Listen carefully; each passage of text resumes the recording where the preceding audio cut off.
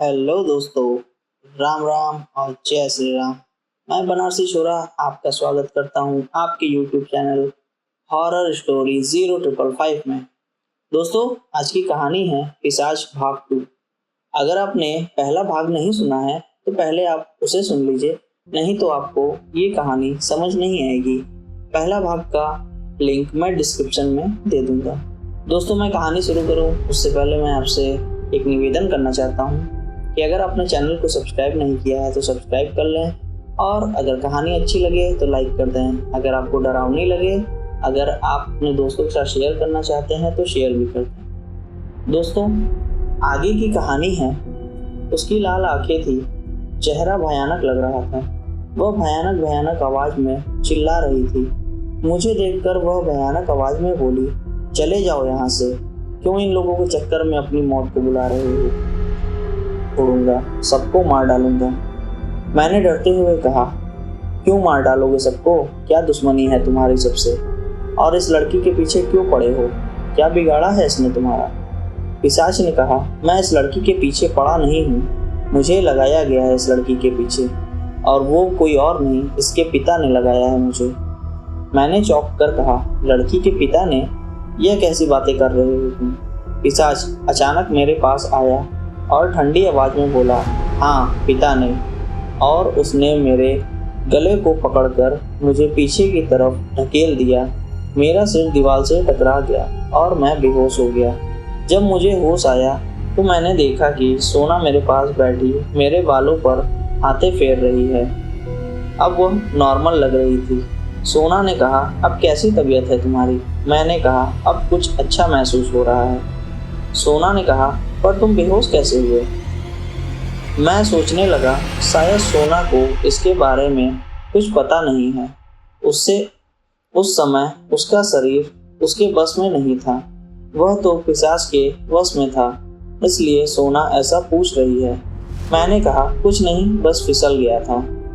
आज कितने दिनों बाद सोना ने ऐसी बात की। मैं यह देखकर खुश था और यह सोच सोचकर पागल हो रहा था कि अगर पिशाच की बात सच है तो क्या सच में सोना के पिता ने पिशाच को सोना के पीछे लगाया है? मगर वह ऐसा क्यों करेंगे? सोना तो उनकी बेटी है, वह क्यों अपनी बेटी के पीछे ऐसे पिशाच को लगाएंगे? मुझे कुछ समझ में नहीं आ रहा था। मैंने सोचा, जरूर कुछ न कुछ राज जरूर है। मैं कमरे में लेट रात होने का इंतजार कर रहा था। कुछ देर में दिन ढल गया और रात हो गई। मैंने खिड़की से देखा, दूर शमशान में वही तांत्रिक साधना कर रहा था।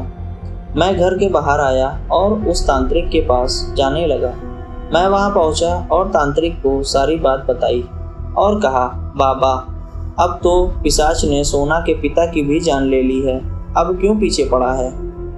क्यों वह उस लड़की के शरीर को नहीं छोड़ता? क्यों उसे आज़ाद नहीं करता? क्या चाहता है वह?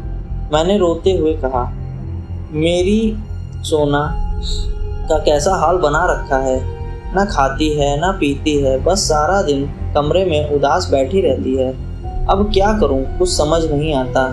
मैंने गंभीर स्वर में पूछा, बाबा, क्या आप मुझे पिशाच और सोना के पिता के बारे में कुछ बता सकते हैं? पिशाच कहता है कि वह स्वयं नहीं आया, उसे सोना के पिता द्वारा सोना के पीछे लगाया गया है। बाबा, कृपया इस रहस्य से पर्दा हटाइए। तांत्रिक बोला, बेटा, सोना के पिता बहुत लालची इंसान थे, परंतु उन्होंने पिशाच को सोना के पीछे नहीं लगाया। यह सब बातें अनजाने में हुई। उन्होंने तो यह षड्यंत्र अपने छोटे भाई को मारने और उसकी संपत्ति छीनने के लिए रची थी, परंतु उस दिन सोना ने उस टोटके पर पैर रख दिया और पिशाच सोना के पीछे पड़ गया। लालच में आकर सोना के पिता अपने ही विनाश का कारण बन बैठे। तांत्रिक ने मुझे कहा, बेटा, मैं तुम्हें सलाह देता हूँ कि तुम इन सब से दूर रहो, नहीं तो तुम भी मारे जाओगे। पिशाच बहुत ताकतवर है, वह किसी को नहीं छोड़ेगा। सोना के पिता को उनके कर्मों की सजा मिल गई है, अब सोना के पिता के कर्मों की सजा उनका पूरा परिवार भुगतेगा। मैंने कहा, नहीं बाबा, अपनी सोना को छोड़कर मैं कहीं नहीं जाऊंगा। मैं इतना कहकर वहां से चला आया। घर आकर देखा कि सोना की माँ जमीन पर पड़ी है और उनका सिर फटा हुआ है। फर्श पर खून फैला है, पास ही खून से कुछ लिखा है, सोना अब तुम्हारी बारी है पिशाच। यह सब देखकर मैं आश्चर्यचकित रह गया। मेरे पैर वहीं जम गए और डर के मारे मेरे सर से पसीना बहने लगा। सोना पास बैठी मुस्कुरा रही थी। उसके दांतों पर खून लगा था। मालूम हो रहा था कि उसने दांतों और नाखूनों से अपनी माता की हत्या कर दी है। नाखून खून में सने थे। उसका चेहरा भयानक लग रहा था।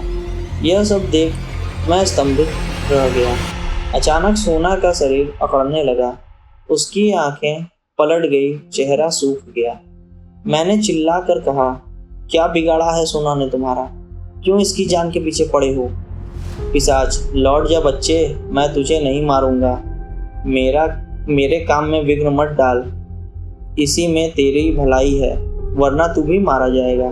मैंने चिल्लाकर कहा, नहीं, मैं अपनी सोना के बिना कहीं नहीं जाऊंगा। अगर तुम सोना को मारना चाहते हो, उससे पहले तुम्हें मुझे मारना होगा। पिशाच, नहीं बच्चे, मैं तुझे नहीं मार सकता। मैंने पूछा, क्यों नहीं मार सकते? पिशाच ने कहा, क्योंकि तू मेरा पोता है।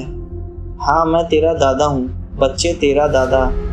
इतना कहते ही एक काली परछाई सोना के शरीर से निकली और सोना बेहोश हो गई। आकृति मेरे सामने आ खड़ी हो गई। मैंने देखा कि वह मेरे दादाजी हैं। पिशाच, हाँ मेरे बच्चे। मैंने कहा, लेकिन दादाजी, आपकी मृत्यु तो बहुत साल पहले ही हो चुकी है, अभी तक आपको मुक्ति नहीं मिली। पिशाच, नहीं बेटे, तुम्हारे पिता ने मेरा पिंडदान नहीं किया और मैं इधर उधर भटकता रहा, लोगों को सताता रहा। मैंने कहा, दादाजी, मैं आपके हाथ जोड़ता हूँ, सोना को छोड़ दीजिए। पिशाच, बेटा, आज तुम्हारे प्रेम ने एक पिशाच को जीत लिया। वह तांत्रिक मैं ही था जो बार बार तुम्हें बचाने की कोशिश कर रहा था। बेटा, मेरा पिंडदान करो और इस पिशाच योनि से मुझे मुक्त कर दो। मैंने कहा, दादाजी, आप चिंता मत कीजिए, मैं ऐसा ही करूँगा, आपको मुक्ति अवश्य मिलेगी। इसके बाद दादाजी धुआं बनकर उड़ गए। इसके बाद हमने सोना की माता का देह संस्कार किया और दोनों लोगों का पिंडदान किया। लेकिन कभी कभी दादाजी का वो भयानक सूरत याद आता है और हमें सोने नहीं देता है। तो दोस्तों, ये कहानी समाप्त होती है। अगर आपके भी घर कुछ ऐसा हो तो एक बार ज़रूर देखिएगा। हो सकता है कभी कभी पिंडदान करने में भी दिक्कत होती है लोगों को। बाकी दोस्तों, सब भगवान की कृपा है। हर हर महादेव, जय श्री राम।